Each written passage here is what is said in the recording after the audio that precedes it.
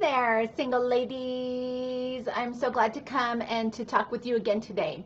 I seriously wish that I would have had a manual for dating and relationships. Like nobody teaches you how to date or have relationships when you're young.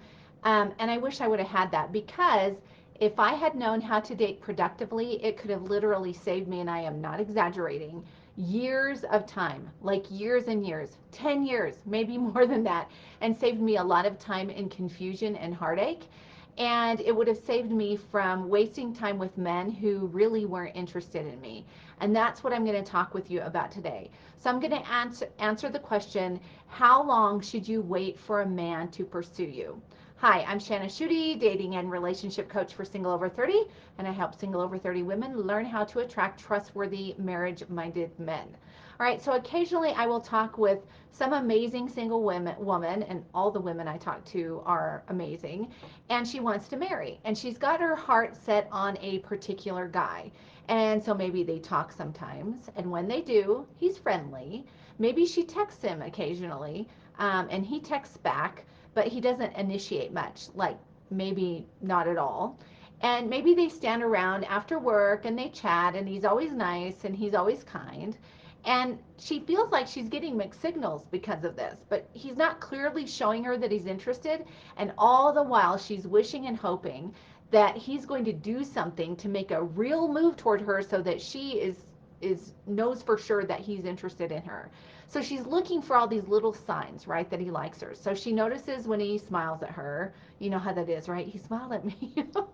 She notices when he walks by her desk and he asks if she's going to a particular meetup. She notices when he says she looks nice, but he hasn't asked her out and he hasn't communicated that he's interested in her. So she's encouraged him to pursue her by the way that she acts, like she's friendly. Maybe she compliments him. Maybe she's put her hand on his shoulder, right? And she's told him that she just really thinks he's awesome.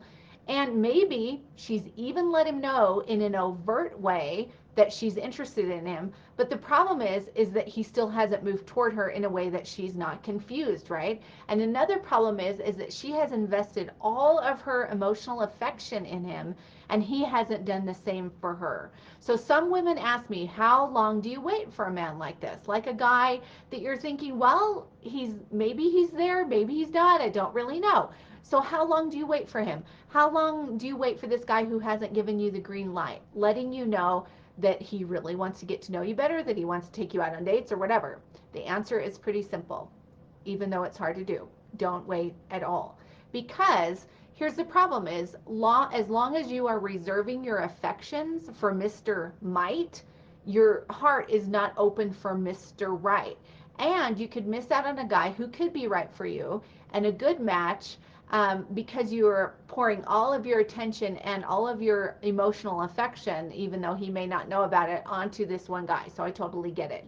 So if you're waiting around and you're reserving your affection for him, then what you're doing is you're acting emotionally like you are his girlfriend, like he has already pursued you and made it clear to you that he's interested in you, when you're not his girlfriend, because he hasn't invited you to do that. So I know it's really difficult to sit around and not do anything. And it's difficult because you want him to call. Maybe it's the weekend, you're thinking about him, you're hoping the phone's going to ring, and you're thinking maybe he's the right one. Or maybe it can be difficult too if you believe that there aren't any other good guys left out there. But this is the wrong approach, because it can be really tormenting for your heart. And I've been there. I've been this person who has done that. And it leads to a whole lot of non-productive dating. And I say this a lot, but I'll say it again. Sometimes women ask me, why am I still single? And I ask myself that too, right? So sometimes it's just that we haven't met the right person. But lots of times what happens is we get stuck in these non-productive dating patterns.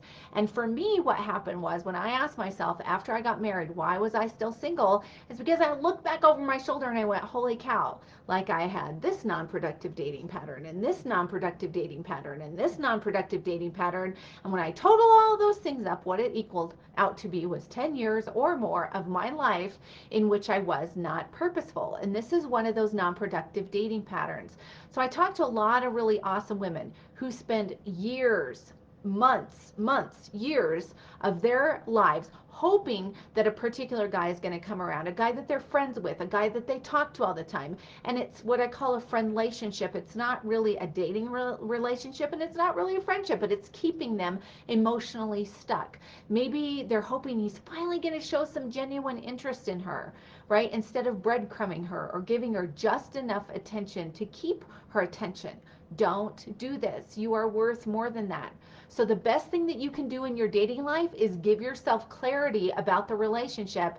And clarity comes when you decide, hear me out, that you are not going to set aside your affections for a man who has not set aside his affections for you, who has not made it clear that he wants to pursue you. So you want to remember, you've got a lot of value, and you don't need to wait around for a guy who isn't pursuing you, or act like a girlfriend to a man who is not pursuing you or has not asked you to be his girlfriend, right? So, oh gosh, this is really hard, right? Because we get our hearts all tangled up in this stuff, and it can be really challenging not to wait. Don't set aside your affections for him. You've got a lot of value, and someone is going to come along as you make yourself open, who is available emotionally and who is interested in you. And again, what I want to say too is this is a non-productive dating pattern, because when we set our affections aside, then where aren't we going? Because we're interested in this one guy. Like, where aren't we going on the weekends? What are we not doing? How are we spending our time? Are we spending our time on the phone with him all the time, talking to him? Maybe because we're in this friend relationship and we could be out doing something else. Do we give off the vibe that we're not available to somebody because our hearts are wrapped up in another person who has not moved towards us? So it can happen. The dream that you have to love and be loved really is possible. I always say my life is proof of that, and you are worth being loved and being loved well. You're created to love. So I hope this has been helpful. If you haven't yet, head on over to singleover30.net and snag one of the free downloads off the homepage, or check out some of the free advice that's at the top menu. And then if you download something from me, if you haven't done that yet, what you'll do, or what will happen, is that you will hear from me when I give out new freebies, or I have classes or challenges or free coaching, all that kind of cool stuff. All right, I hope this has been helpful. And remember, the dream that you have to love and be loved really is possible. I already said that, but it's worth saying twice. All right, y'all have a good day. See you next time. Bye.